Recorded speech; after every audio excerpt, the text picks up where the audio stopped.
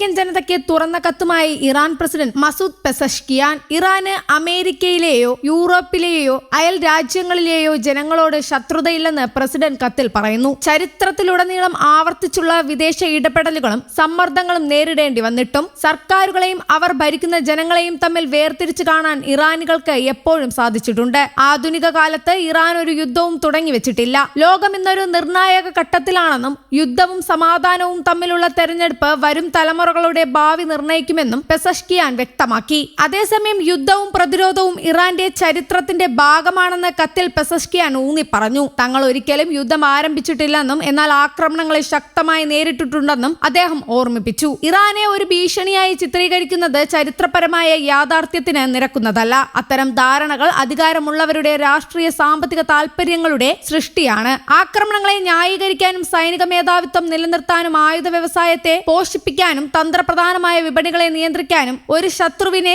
സൃഷ്ടിക്കേണ്ടത് അവരുടെ ആവശ്യമാണ്. അത്തരമൊരു സാഹചര്യത്തിൽ ഒരു ഭീഷണി നിലവിലില്ലെങ്കിൽ അവർ അത് നിർമ്മിച്ചെടുക്കുന്നുവെന്ന് ഇറാൻ പ്രസിഡന്റ് വിമർശിച്ചു. ഈ യുദ്ധത്തിലൂടെ US പൗരന്മാരിൽ ആരുടെ താൽപര്യമാണ് സംരക്ഷിക്കപ്പെടുന്നതെന്നും ഇറാൻ പ്രസിഡന്റ് ചോദിക്കുന്നു. ഇറാന്റെ ഭാഗത്തുനിന്ന് എന്ത് ഭീഷണി ഉണ്ടായിട്ടാണ് ഈ യുദ്ധം തുടങ്ങിയതെന്നും നിരപരാധികളായ കുഞ്ഞുങ്ങളെ കൊല്ലുന്നതിലൂടെ മരുന്ന് കമ്പനികളും ആശുപത്രികളും നശിപ്പിക്കുന്നതിലൂടെ എന്താണ് ചെയ്യുന്നതെന്നും അദ്ദേഹം ചോദിച്ചു. കരാറിലെത്താനുള്ള ചർച്ചകൾക്കിടെ US സർക്കാരാണ് ഏകപക്ഷീയമായി പിന്മാറി ആക്രമണം തുടങ്ങിയതെന്നും ഇറാൻ പ്രസിഡന്റ് ചൂണ്ടിക്കാട്ടി. ഇറാന്റെ ഊർജ്ജ വ്യവസായ മേഖലകൾക്കെതിരായ ആക്രമണം ഇറാൻ ജനതയ്ക്കെതിരായ ആക്രമണമാണ്. അതോടെ ഇറാൻ അതിർത്തിയും കടന്ന് യുദ്ധം വ്യാപിച്ചു. ഇത് കരുത്തല്ലെന്നും പ്രശ്നപരിഹാരത്തിലെത്താനുള്ള കഴിവില്ലായ്മയാണെന്നും അദ്ദേഹം പറഞ്ഞു. അതേസമയം പാലസ്തീനികൾക്കെതിരായ കുറ്റകൃത്യങ്ങളിൽ നിന്ന് ശ്രദ്ധ തിരിക്കാനായി ഇറാനെതിരെ തിരിയുകയായിരുന്നു ഇസ്രായേൽ എന്നും പെസഷ്കിയാൻ കുറ്റപ്പെടുത്തി. ഇറാൻ ഭീഷണിയാണെന്ന തരത്തിൽ വ്യാഖ്യാനം സൃഷ്ടിച്ചു. ശരിക്കും അമേരിക്ക ഫസ്റ്റ് എന്ന് പറയുന്ന US ഭരണകൂടം ആർക്കാണ് മുൻഗണന നൽകുന്നതെന്നും അദ്ദേഹം ചോദിച്ചു.